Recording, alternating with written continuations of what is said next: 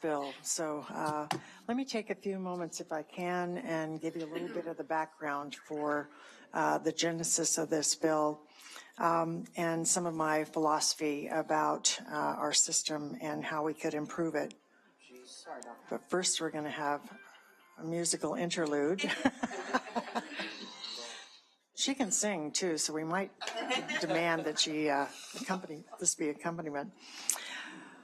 Well, I'm actually very proud to be sponsoring this bill, and I have told people before that when we changed this committee and added corrections to its purview a year ago, that it was going to, I knew it was going to change the scope of what we all did as a group, but it's very certainly changed how I viewed being chair of this group. I feel tremendous responsibility for knowing our system and not letting my gaps in my knowledge get in the way of looking at good policy changes.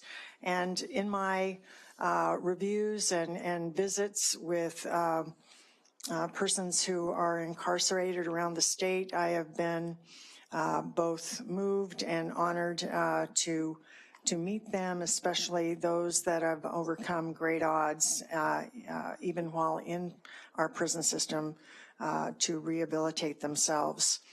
And so, as you can see in the intent section for the bill, we are really talking here, I'm really talking here in the design of this proposal about rehabilitation and trying to measure that in some way and provide a pathway from incarceration back to the community for those persons that have reformed, have remorsed, have taken upon themselves to embrace all the reentry programs that we have invested in as a state, and who now perceive themselves to be rehabilitated and wish to go through this process. This is not a bill that is a presumptive release bill. It does not say someone will, upon a certain point in time, be released from incarceration. It is not a bill that affects every single person in the prison setting, but it is a bill that will allow for a pathway for those who do meet the eligibility criteria. I won't repeat a lot of the things that are in the intent section of the bill, but I am emboldened by not just how we feel about the need for change in this system, but what science tells us about what can be and should be done in our prison settings to improve public safety when people are released, and to acknowledge that reform is possible, that rehabilitation is possible, and that our investments are well spent on the kinds of services and programming that we do while someone is incarcerated. So I want to tell you just a little bit about how I came to bring this particular bill before you. It's not meant to be an end product by any means. What I did was literally lay out on a desktop all of the different proposals that have been generating over the course of the last 2 years, 2 to 3 years, and tried to analyze them from the standpoint of what do they say about membership in this review board? What do they say about the scope of responsibility and power that's held by this review board? Was there going to be a presumptive release, or was it going to be a right to a review? Was it going to be applied retroactively, or was it going to just be prospective? Was there going to be the kind of process defined in the bill that would tell us what the timing was, what the qualifications were? Was it going to affect people who had committed any of all crimes, or was it going to be narrowed in some way? And so these are the kinds of things that I was seeing in these different proposals, and they came from one proposal used the existing system for persons who are found not guilty by reason of insanity and sort of built upon that system. One bill idea was vetted through the Sentencing Guidelines Commission. Another was brought forward dealing, and that was expanding the Indeterminate Sentence Review Board.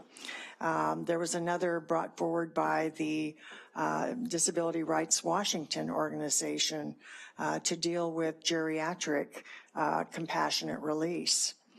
There were community organizations that were engaged. We Can, the Black Prisoners Caucus, the Concerned Lifers Association, and others that were talking about community review boards that were able to look at these challenges with an equity lens.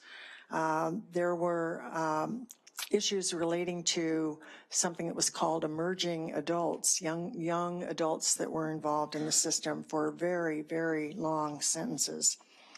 So the purpose today is, the bill before us today is very broad-based. It covers a lot of ground, and it is, I think it's a good place to start a good discussion about what actually should come to pass. So I have, last Friday, I emailed it out to a lot of folks, and they emailed it out to even more, and it showed up on Facebook, so of course it went viral. No, it didn't go viral.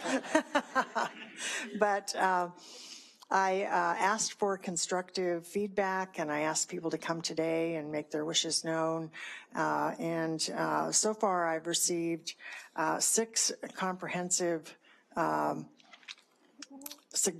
lists of suggestions to the bill. So there is it's already robust discussion and analysis is taking place, and I learned from each of those.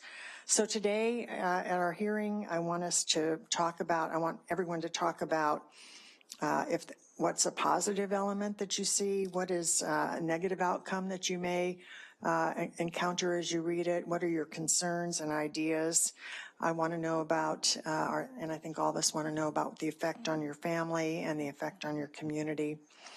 We are, at this point, I think, going to be challenged to look at the person and not the crime in our endeavors, and believe in our investment in supervision, programming, and services.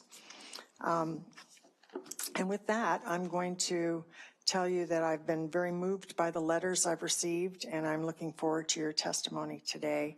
And just a final note before Senator Wynn launches the list of people coming up, I wanted to just say that if you have not already signed up to testify, that still is an opportunity available to you. And you also can sign up just with pro or con feeling about the bill. You do not have to actually testify, and you can have a choice there as you look at the list, because I know there are a lot more people here than are signed up. So we want to make sure that as we develop new versions of the bill that we fully inform people about those changes. So thank you. Senator Wynn? Yeah, thank you. We'll also give